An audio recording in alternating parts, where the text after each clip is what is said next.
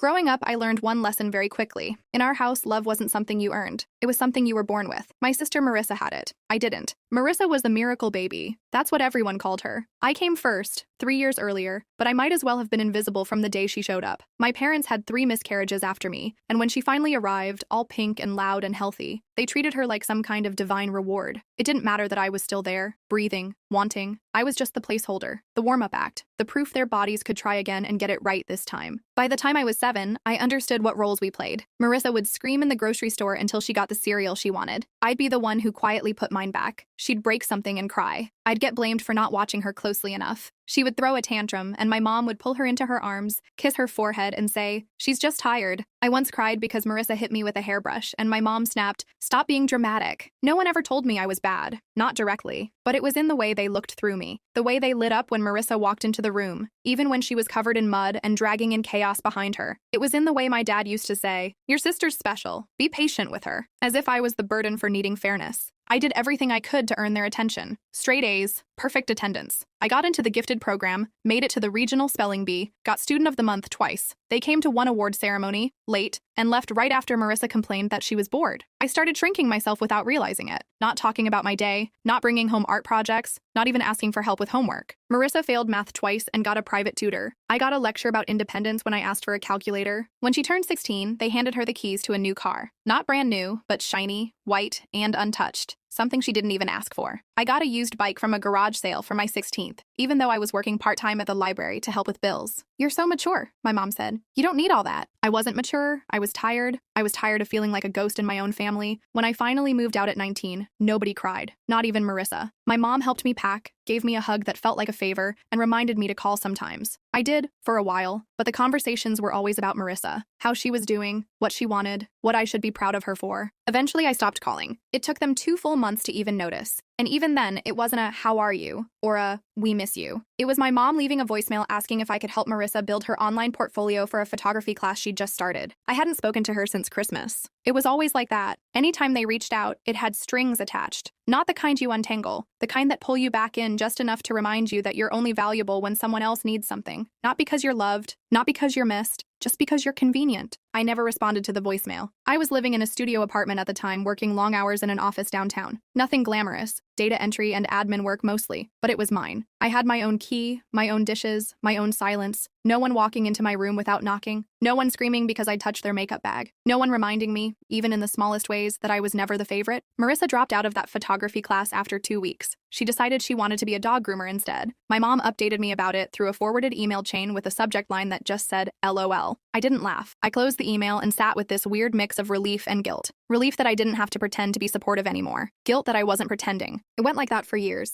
Every once in a while, I'd get a message from my dad, "Come visit, kiddo," but he never followed up. My mom would send holiday cards with photos of Marissa holding their golden retriever in matching outfits. No "wish you were here," no "hope you're okay," just smiling proof that their golden child was still shining. And then one day, everything changed. I was 28 when my mom called. Not texted, not emailed, but actually called, and left a shaky voicemail. Her voice cracked halfway through like she'd just finished crying or was trying not to. She didn't say much, just, "Call me back. It's serious." I didn't know what to think. For a second, I thought someone had died. It wasn't death, not yet. It was Marissa. Her kidneys were failing. I sat on the edge of my bed listening to the voicemail over and over. My first thought wasn't concern. It wasn't even shock. It was, of course it's Marissa. Of course the only reason they'd reach out with urgency was if something had happened to her. Not if I'd been hit by a car. Not if I'd been laid off or hospitalized or evicted. Only Marissa could send this family into a spiral. Still, I called back. My mom answered immediately like she'd been hovering over the phone for hours. She launched straight into it. No, "how have you been?" No acknowledgement that we hadn't spoken in almost a year. Just, "Marissa's kidneys are shutting down. Stage 4. They're saying she needs a transplant." Her voice wavered like she was barely holding herself together. I wanted to feel something.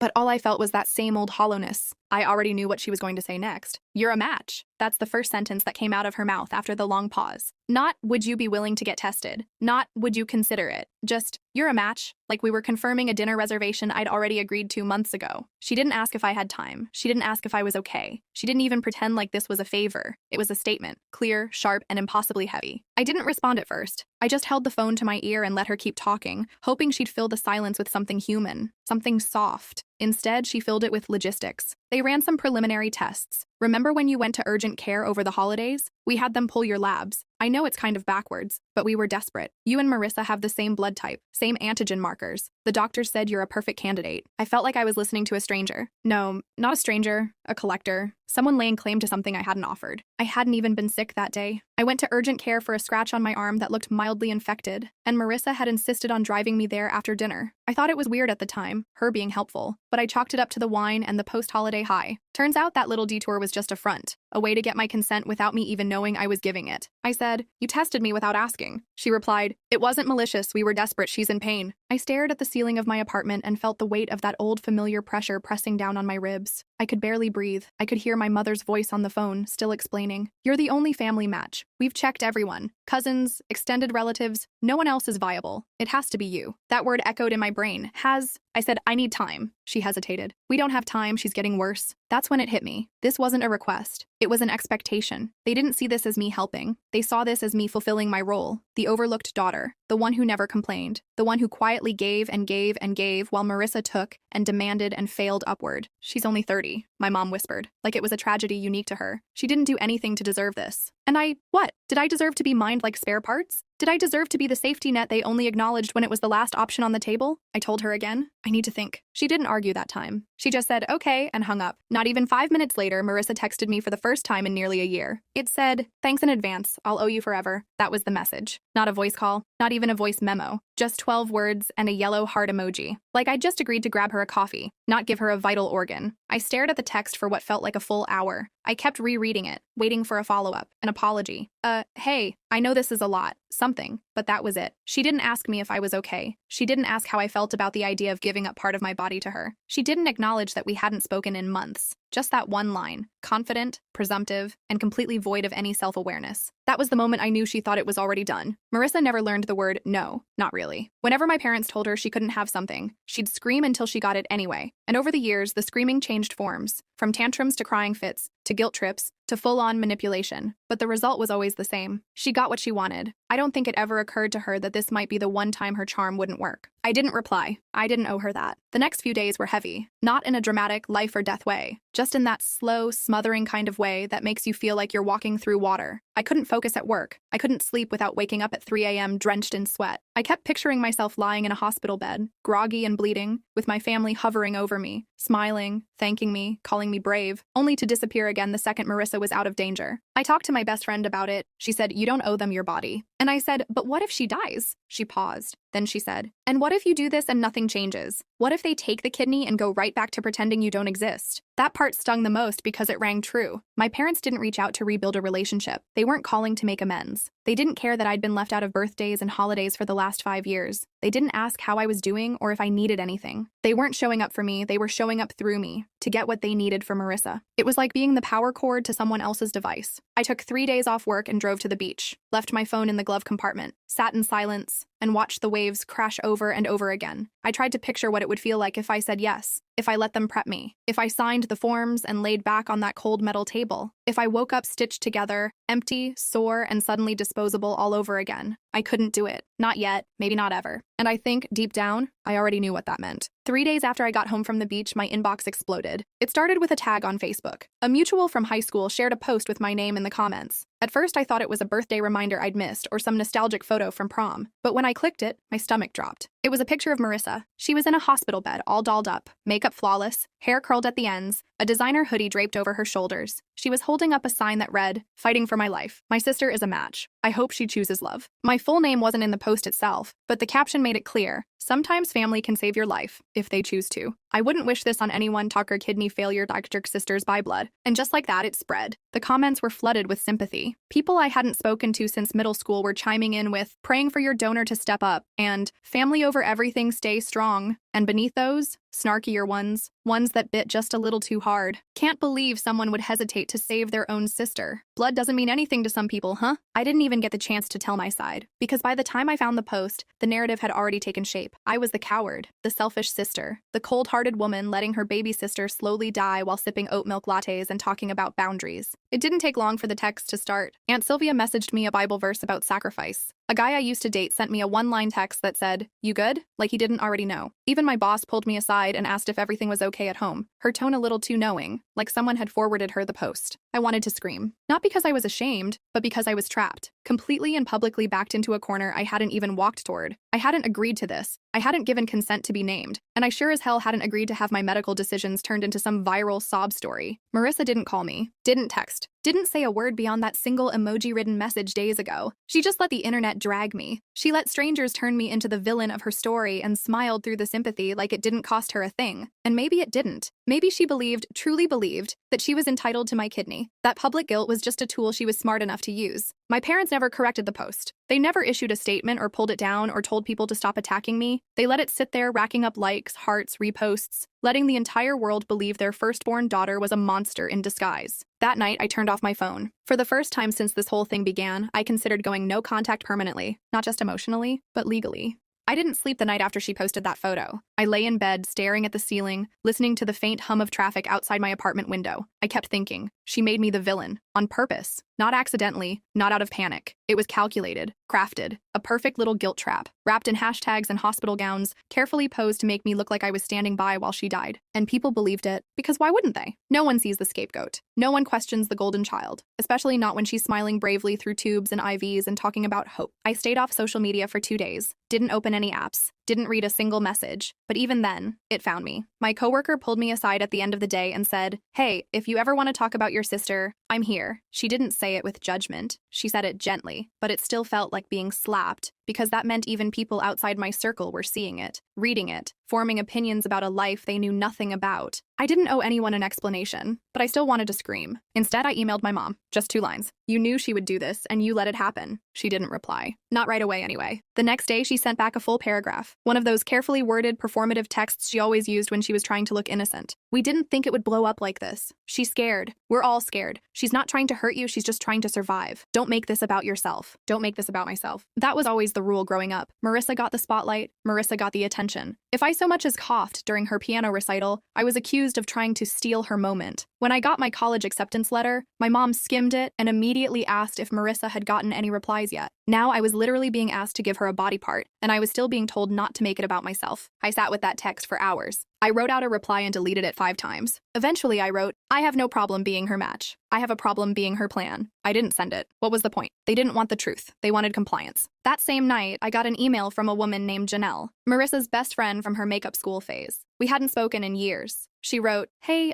I know things are weird right now, but Marissa really needs you. You're the only one who can help her. Please don't let pride get in the way." Pride. That's what they thought this was? Like I was holding a grudge over stolen toys or teenage insults. Like this was about ego instead of survival. Mine. I closed my laptop, sat in the dark, let the silence crawl over me like a weighted blanket. And for the first time since I got the call, I let myself say it out loud. I don't want to give her my kidney. 2 mornings later, I woke up to my name in the headline of a GoFundMe. Not literally. She didn't put my name, but she may as well have. The title read, "Help Marissa get the kidney she deserves." I read it 3 times before I could even process it. Get the kidney she deserves. As if kidneys were rewards. As if organs were given out to people who cried prettily and curated their victimhood just right. As if I was the one committing a crime by not laying down and letting them carve me open. There were photos. Again. This time even more dramatic. Marissa curled up under a blanket, looking frail, her boyfriend holding her hand at her bedside. One of our old family photos thrown in for emotional manipulation. A Christmas pic where I was cropped out of the center and shoved to the corner like a piece of furniture. The page description started with a story. Our sweet Marissa is battling kidney failure. At just 30 years old, she's facing the unthinkable. While a family member is a viable match, they are currently choosing not to proceed. We believe in hope. We believe in second chances. This GoFundMe is to cover future donor matching, surgery costs, recovery, and medical accommodations. She didn't name me, but every single person reading that would know. And it wasn't just a fundraiser. It was a campaign, a narrative, a weapon wrapped in pastel colors and soft fonts. Within 6 hours, they had raised $4,000. By the end of the day, it was at $7,800. Comments started pouring in, praying she gets the help she needs. I would give you mine if I could. No one deserves to be abandoned by their own family. Abandoned. That word hit hard, because that's what I'd lived through for 30 years. Every single family gathering I wasn't invited to. Every vacation Marissa got. Every time my mom forgot my birthday but posted about Marissa's a week in advance. I was abandoned.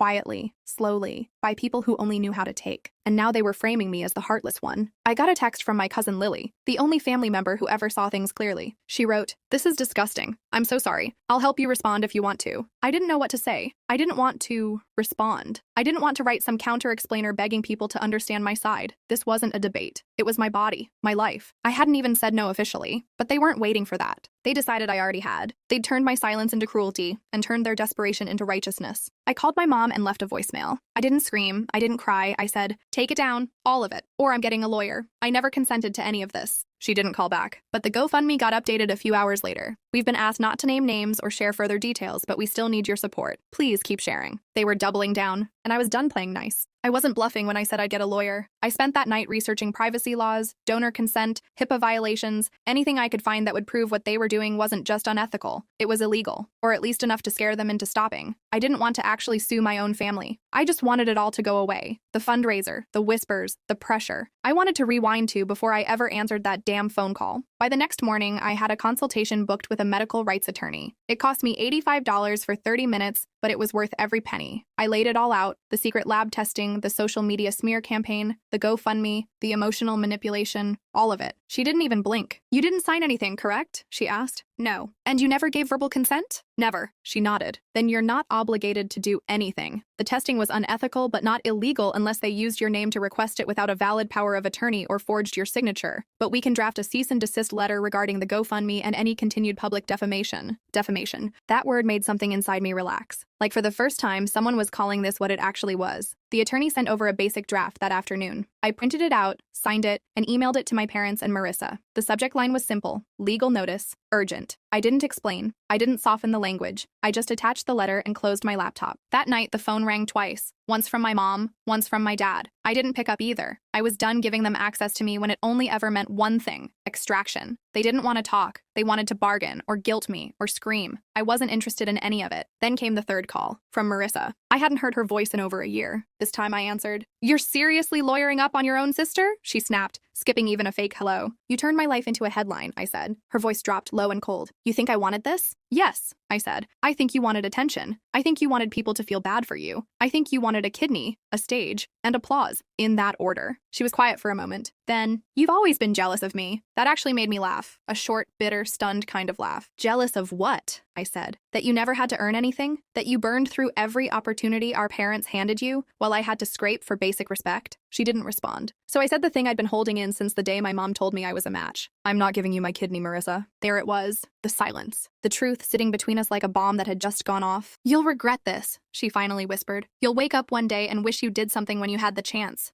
I didn't say I already regret ever being related to you, but I thought it hard. Then I hung up, and for the first time in my life, I didn't feel guilty for protecting myself. After I hung up on Marissa, I stood in the middle of my apartment and realized I had no idea what to do next. Not legally. I'd already handled that. I mean, emotionally, physically. Like, what do you do after telling your entire family you're not going to save the one person they've been worshiping for 3 decades? I didn't cry. I didn't scream. I didn't throw my phone across the room like I always imagined I might if it ever came to this. I just stood there, still, quiet, hollowed out in a way that didn't feel dramatic. It just felt final. They think it's just a body part. That's the part that ate at me the most. They truly believe this was just surgery, just logistics, like I was booking a haircut or filling out a vacation request form. No one ever asked what it meant for me, what it would cost me to let them open me up and take something I would never get back. I read stories. I found articles and message boards from actual kidney donors. Some were positive, sure, but some weren't. Fatigue that lasted for months, nerve pain, digestive issues, complications during childbirth years later. No one talks about that. Everyone just assumes you bounce back and glow with the satisfaction of doing the right thing. But what if the right thing is keeping your body whole because no one else ever protected it? What if the right thing is finally choosing yourself? 2 days passed with no word from my parents, no calls, no emails, just silence. But I knew better than to think that meant it was over. On the 3rd day, I got a group text. It was from my dad. He never sends group texts. He's the kind of man who calls instead of replying to birthday messages, who types with one finger and signs his texts Dad like I don't have his number saved. But there it was. Family meeting, Sunday 2 p.m., you need to be there. No greeting, no request, no context, just an order. I didn't respond. I stared at it for a full 10 minutes, debating whether I should show up or just block the number entirely. But something told me they weren't going to let this go. Not quietly, not respectfully. And I was done being blindsided.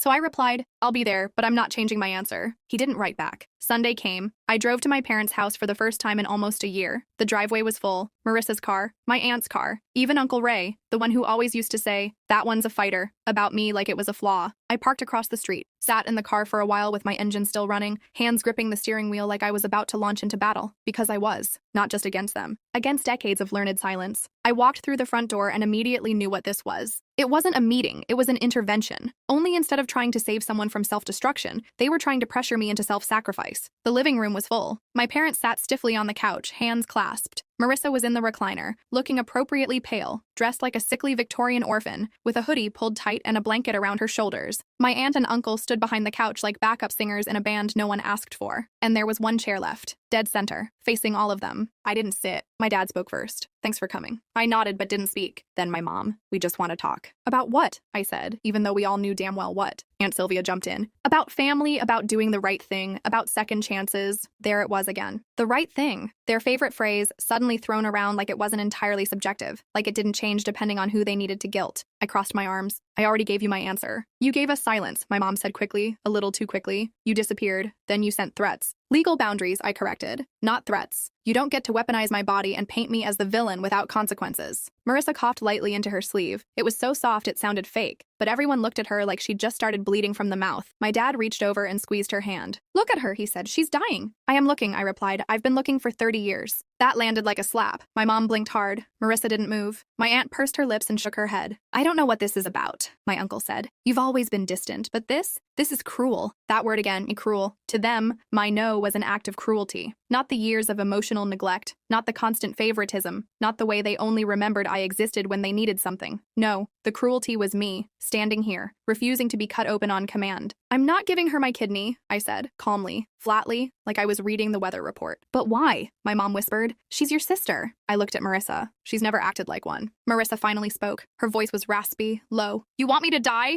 No, I said. I want to stop dying for this family. Everyone went quiet. Dead waited silence. Then my dad stood up slowly. His face hardened. If you walk out of here, don't come back. Don't call. Don't show up at funerals. Don't pretend you're family when it's convenient. I nodded once. Sounds fair. I turned around and walked out. No one followed me. No one stopped me. And that was the most honest thing they'd ever done. I thought I'd feel something big after walking out. Anger, relief, heartbreak, anything. But it wasn't big. It was dull, numb, like standing in a hallway after someone slams a door. You hear the echo, you feel the vibration, but mostly you just stand there, blinking at the silence. I sat in my car for a long time, parked in front of the house I grew up in, staring at the porch light flickering above the door like it couldn't decide whether to stay on or give out. That's how I felt too. I didn't cry on the drive home, didn't blast music or call anyone. I just drove with the windows rolled down, let the air hit my face, and tried to imagine what life would look like without them in it. Not just the emotional fantasy of being done, but the real, full cut. No texts on birthdays, no calls when someone dies, no more recycled apologies, just silence. And the longer I thought about it, the more peaceful it sounded. The next morning, I woke up early and made pancakes. That sounds dumb, but it mattered, because I didn't make them for anyone else. I didn't ask myself what Marissa would want. I didn't hear my mom's voice in my head scolding me about calories. I just poured the batter, flipped the cakes, sat on my balcony, and ate like a human being who deserved to feed herself. That night, I posted something for the first time in weeks. Not a rebuttal, not a public defense, just a photo of the ocean with a single caption. Choosing peace isn't cruel. I turned off comments. I didn't owe anyone a conversation. Still, people found ways to insert themselves. DMs from old acquaintances. Saw your post? Everything okay? Some were genuine. Some just wanted drama. I ignored them all. Then I got a message from Lily again. My cousin, the only one who ever really saw me. She sent a screenshot of a group chat without me in it. Apparently, the family was already spinning a new version of events. She was always different, cold, distant. Maybe this is just who she is. We tried everything. She pushed us away. Let's focus on Marissa now. That's what matters. No one said, we hurt her. No one said, we failed her. Just more versions of the same story. The one where I'm the problem. I texted Lily back. I'm tired of being edited into someone else's villain. She responded, you never were. They just needed you to be. That night, I turned my phone off completely. No airplane mode, no vibrate, just off. I slept the deepest I had in years. No dreams, no anxiety, no wondering what they were saying about me. Just quiet.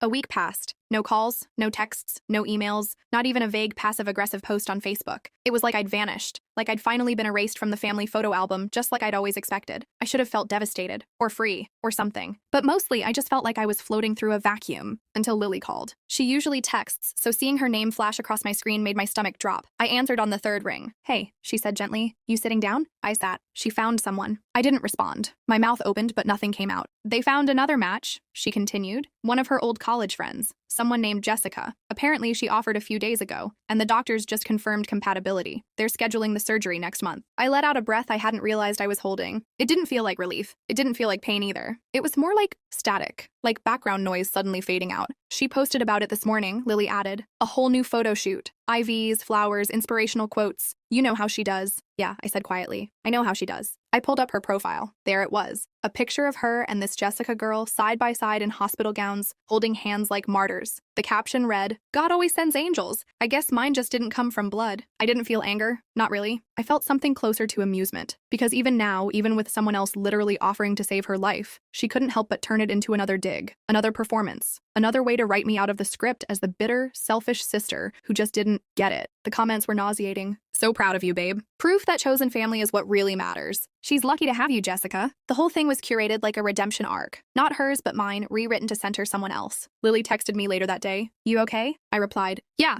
just watching it all play out like I was never part of it. She wrote back, that's because they never let you be. That part stuck with me, because it was true. My whole life, I was never a real character in their story, just a utility. The person who kept the peace, held things together, filled in the gaps Marissa left behind. And now, even with my absence, they'd found someone else to cast in my role. Someone prettier, sweeter, more agreeable. Someone willing to bleed without asking why. But I didn't feel replaced. I felt spared. That night, I went for a long walk. No headphones, no distractions, just me, the quiet, and the sound of my own breath. I stopped by a little coffee shop I used to pass every day but never had time for. I ordered a drink I'd never tried. I sat outside and let the sun hit my skin. And for the first time in what felt like forever, I didn't feel like I owed anyone anything. I thought that would be the end of it. I thought that now that Marissa had her donor, now that she was getting the surgery, now that I was officially out of the picture, I could finally disappear without consequence. Quietly, peacefully, like a ghost fading after the haunting was done. But then she went viral. The post with her and Jessica holding hands in their hospital gowns got picked up by some local feel-good blog. They titled the article, "Best Friends by Chance, Lifesavers by Choice." There was a picture of Marissa smiling under a quote in bold font. I asked my sister, but she wasn't ready. I understand. I really do. But Jessica didn't even hesitate. I stared at it on my screen in total silence. I understand. That's what she said publicly, that she understood. But privately, she made sure everyone saw me as the villain. She allowed the GoFundMe to frame me as selfish. She sent texts through other people, posted cryptic status updates, played the part of the poor abandoned sister. Now she wanted to look like the bigger person too. She wanted credit for forgiving me. Jessica was now the hero, the saint, the one who restored her faith in humanity. And me? I was the subplot, the failed sister whose absence paved the way for someone better to step in. I scrolled through the comments. Dozens of strangers writing things like, "Some people just aren't meant to be in your life. So glad you found your true sister. Blood doesn't make someone family. Loyalty does." God bless Jessica, the real MVP. Every time I saw the name Jessica, I felt like I was being erased. Not just replaced, rewritten. Like the role I'd played in Marissa's life had been retroactively deleted. Like all those years of covering for her, cleaning up after her, staying silent for the sake of peace. None of it mattered anymore. All because I said no once. It's funny how that works. How you can say yes for 30 years and still be branded selfish for saying no a single time. Lily sent me a voice memo later that night. She sounded angry. You know what pisses me off? You've been keeping that girl afloat your whole life. And now she gets to be the hero for pretending to forgive you? After publicly crucifying you for weeks? Nah, that's not forgiveness. That's PR. I smiled at that. Not because it made me feel better, but because it made me feel seen. I didn't respond right away. I just let her words sit with me. I think I was tired of responding to things. Tired of trying to correct the record. Tired of explaining why I didn't want to carve myself open for a family that only knew how to take. I didn't care about Jessica. Let her play the savior. Let her soak in the likes and heart emojis. I wasn't competing anymore. I didn't need to be the better sister. I just wanted to be free. 2 weeks after the article dropped, I got a text from my mom. She's out of surgery. Everything went great. Thought you'd want to know. No greeting. No hope you're well. Just an update, like she was reading off a weather report or forwarding a shipment notification. I stared at the message for a long time. It wasn't that I didn't care about Marissa's health. I didn't want her to die. I didn't wish pain on her. That had never been the issue. The issue was how easily they could pretend like the last month hadn't happened, like the smearing, the manipulation, the guilt. Like none of it mattered now that the crisis had passed. I didn't respond. An hour later, another text came in. This one longer, from my dad. We all make decisions we regret. What matters now is that Marissa's safe and recovering. It's time to heal. We're still family. Still family. That phrase made me laugh. Because where was that energy when they sat me down in their living room and told me I'd never be welcome again? Where was it when they let Marissa frame me as a heartless monster? Where was it when they needed someone to blame? It was never about family. It was about control. I didn't reply to him either. Instead, I let my silence say everything I didn't feel like repeating for the 100th time. Then, a few nights later, I got a voicemail.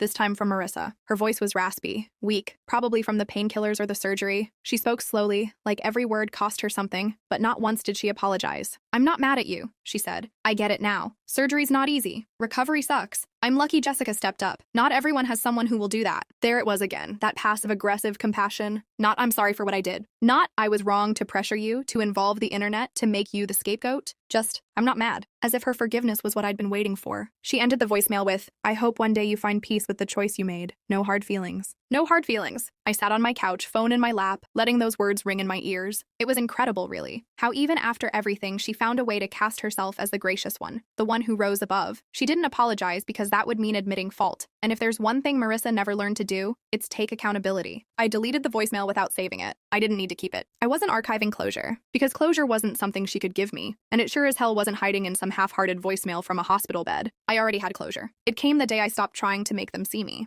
I wasn't expecting to hear from them again. Not so soon anyway. But a week after Marissa's voicemail, Lily sent me a screenshot of a new family group chat that had been created without me. The name of the group was Family Strong. Tacky, yes, but also very on brand. There were 17 people in it. Aunts, uncles, cousins, Marissa's boyfriend, and somehow Jessica, her new donor. Apparently she was family now. Lily scrolled through and sent me snippets. I didn't ask her to, but I didn't tell her to stop either. Part of me wanted to know just how far they were willing to go in pretending I never existed. The messages were full of praise for Jessica. She's one of us now. So grateful for her gift. She gave Marissa the chance her own sister wouldn't. That last one hit harder than I expected. Not because it was cruel, I was used to that, but because it was so convenient. Like all of them had been waiting for a new narrative to cling to, a new golden girl to pour their love into. And Jessica? She fit the role perfectly. Pretty, gentle, generous, and most importantly, not me. Someone even changed the group's profile photo to the same image from the article. Jessica and Marissa smiling in their gowns, hands clasped, cheeks pressed together like they were childhood best friends. I couldn't stop staring at it. There was something surreal about being replaced so publicly and yet so quietly. There were no fireworks, no angry letters, no dramatic final confrontation, just this gentle slide out of the frame. I wondered if they noticed I was gone, or if it was just easier not to. Lily sent one more message. They've been talking about Christmas plans. Your name hasn't come up once. I didn't answer for a while, then I just texted back. It's fine, I wasn't going anyway. And I wasn't. Because I wasn't going to spend another year pretending to belong at a table that had always set a place for me out of obligation, not love. A table where I was expected to play nice, smile tight, ignore the way they forgot my birthday, my job promotion, my existence. I was done showing up where I wasn't missed. A few nights later, I opened a blank document on my laptop and titled it, Things I Owe Myself. I started writing slowly. Peace, boundaries, real love, a safe body, a future that isn't built on someone else's expectations. I kept the file open on my desktop for days. Every time I thought of something else, I added it. I didn't share it. I didn't post it. It wasn't for the internet. It wasn't even for closure. It was just for me. Proof that I was choosing something different. That I wasn't waiting to be chosen anymore. After that group chat surfaced, I didn't hear anything else from them for weeks. No sudden calls, no emergency texts, just silence. It was like the whole family exhaled and moved on without me, and honestly, I think that was the point. They weren't just cutting me out. They were rewriting the entire dynamic. Now there was no difficult sister, no confrontation, no ugly tension hanging in the air, just Marissa, her new sister, and a family who'd collectively agreed to forget the original one. I kept thinking about how easy it must have been for them. How convenient. They didn't have to say sorry. They didn't have to make amends. They didn't have to own anything they'd done. They just pivoted, took their story in a new direction, and left me behind in the first draft. That's when I started writing the letter. Dear family, you don't get to call me cold after turning my body into a solution. You don't get to shame me for saying no when you never once asked how I felt. You don't get to act like you loved me when your version of love has always been conditional. I was the quiet one, the dependable one, the one who didn't ask for much. And you took that as a green light to take everything. It kept going, longer than I expected. I wrote about the birthdays I spent alone, the holidays where my name was mentioned only when someone asked who wasn't there, the years of being the second option until it was convenient to make me the only one. You only remembered I existed when you needed something from me. You only called me brave when it served your narrative. You only called me selfish when I refused to bleed for you. I never printed the letter, I didn't mail it, but just writing it down made something in my chest loosen, like I'd been holding my breath for years and finally exhaled. It was never about the kidney. That was just the final straw. The line I drew that you finally noticed. The truth is, I could have said yes, and it still wouldn't have been enough. Because after the surgery, after the recovery, after the thank you posts and public praise, you would have gone right back to forgetting I was there. That's the part that still hurts. Not the pressure, not the betrayal, but how easy it was for you to let me go when I stopped being useful. I saved the letter in a folder named Boundaries. Then I turned off my laptop, made myself tea, and watched the rain fall outside my window. And I told myself the truth out loud. I don't miss them. I miss the idea of them. I expected peace to feel loud. I thought it would arrive with a bang, like slamming a door shut or screaming into the void until something broke, but it didn't. It came slowly, quietly, like the tide pulling back just enough for you to breathe without noticing the weight was ever there. The first time I really noticed it was on a Thursday morning. I woke up late, no alarms, no reason to rush. I made coffee, Eventually, I opened the windows. The sun poured in through the kitchen like it had been waiting patiently for me to notice it. There was no voice in my head telling me to check my phone, no lingering dread that I'd find another guilt-tripping message, no pit in my stomach, wondering what version of me they were painting in some group chat. Just stillness. I didn't know what to do with it at first. I think I had spent so long being reactive, waiting for the next blow, the next demand, the next emergency, that I'd forgotten what it felt like to just exist, without being needed, without being expected to fix something, without being the spare part waiting on a shelf, just in case. That night, I walked around my apartment and realized how much of it still looked like I was waiting for someone else to show up. An extra chair at the kitchen table, extra blankets folded for guests I never invited, photos on the fridge of people who hadn't called in years. So I cleared it. One frame at a time, one drawer at a time. I threw out old cards from holidays that felt more like obligations than celebrations. I took down the blurry picture of me and Marissa from the beach trip we took 5 years ago, the one where she complained the whole time and I paid for everything. I replaced it with a print I bought from a local artist. It's just a tree, stretching toward a full moon, but something about it feels like what I want now. Rooted, quiet, growing without needing to be seen. People say healing is a straight line. Others say it's a spiral. For me, it feels more like a slow unfurling, like a hand you've kept clenched for years, finally opening without realizing how tightly you were holding on. I haven't spoken to my parents. Marissa hasn't texted again. And for the first time, I'm not waiting for that to change. The silence doesn't scare me anymore. It comforts me. Because I know what breaking that silence costs. And I'm not interested in paying that price just to feel included in a version of family that never really had room for me to begin with. There's power in choosing not to beg anymore. There's peace in knowing you didn't burn the bridge. You just stopped carrying water to it. And right now, that peace is enough.